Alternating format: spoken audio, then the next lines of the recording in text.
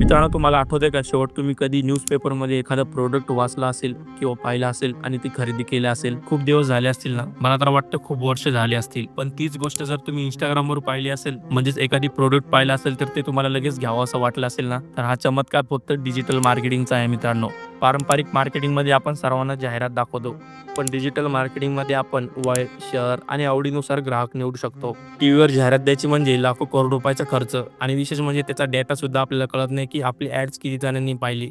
त्याचा actual data नसल्यामुळे आपल्याला काहीच करता येत नाही. पण तीच गोष्ट जर तुम्ही डिजिटल मार्केटिंगमध्ये पाहिली ना, तर तुम्हाला प्रत्येक गोष्टीचा हा डेटा मिळतो. तुमची जाहिरात किती लोकांनी पाहिली, किती लोकांनी क्लिक केले, हे तुम्हाला एका क्लिकवर समजते. त्यामुळे तुम्हाला पुढचा निर्णय घेणे सोपा होतो. जर तुम्हाला तुमचा व्यवसाय वेगाने वाढवायचा असेल, तर डिजिटल मार्केटिंग हा पर्याय नसून ती काळाची गरज बनली आहे. माझं पण तेच म्हणणं आहे मित्रांनो, तुम्ही पण डिजिटल मार्केटिंग शिकलं पाहिजे. त्याबद्दल सगळ्या गोष्टी जाणून घेतल्या पाहिजे. म्हणजेच तुम्ही तुमच्या बिझनेसला नेक्स्ट लेव्हलला नेऊ शकता आणि ग्रो करू शकता. व्हिडिओ इन्फॉर्मेटिव्ह वाटला असेल तर लाईक आणि शेअर नक्की करा.